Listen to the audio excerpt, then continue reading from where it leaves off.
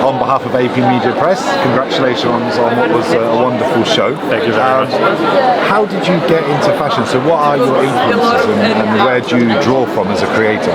Oh well, my journey into fashion was kind of an interesting turn because originally I wanted to study mathematics and physics, which is really random if you think about it right now.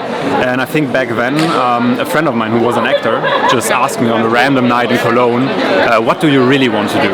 And I always was like into costumes, like for example film costumes, or also at that time when I started I was very interested in drag, and I was like I want to do something with it. I want to do like creative outfits. I like the conceptuality of fashion, and that's when I started my fashion journey. Wow.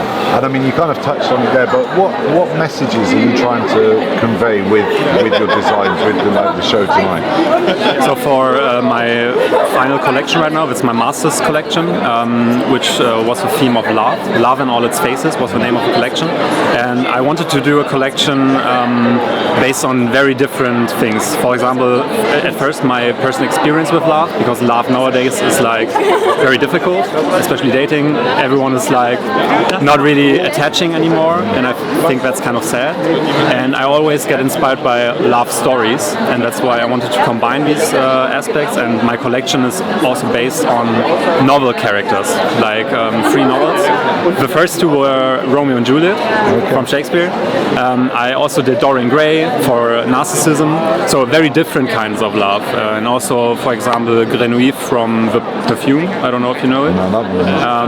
And he's, for example, is a psychopath. He's a maniac. He's a very toxic person, a very toxic lover, and he's obsessed with a person. And I wanted to do the journey of love, like different phases of love. And that's why I created this collection. How do you stay true to those roots and keep up with the trends?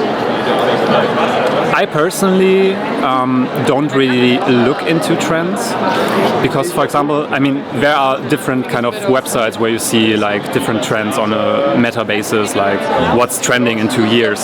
And I'm really not using them because I think as a designer the trendiness comes from having a zeitgeist feeling and like spreading a personal message, a personal view, and I think if you design for trends you're losing that, and that's why I never really care about what's trending. Maybe a bit of material trends or something, that's okay, but conceptually I stay always free, and I always look into what does have meaning for me. What's meaningful for me, and I want to convey that and spread that, and that's my approach. And keeping true to those roots, what challenges do you think you've got now? You've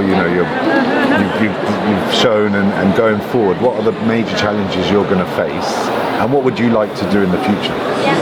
I think the major problems I will have to face is searching for a job. Basically, for everyone in the industry, it's a tough one. It's a tough industry. But what I really want to do is, I don't know. I mean, I'm very interested into knitwear, and I mean, you don't really see it in my designs right now, but I'm very interested in creating texture. That's also an aspect I learned in my master's study, that I want to do haptic structures, and that's a very big playground, especially for knitwear. And I don't know if I want to stay in fashion actually, maybe also in like an interior industry or something else, but knit as a whole is pretty much my destination, and in what kind of like direction I don't know yet, but I'm looking forward to doing. Well, we look forward to following your work, and best of luck. So on behalf of AP Media Press, thank you so much for giving us your time. No problem. Congratulations on the show, and indeed the best of luck going forward. Thank you so much. Thank you, AP Media Press.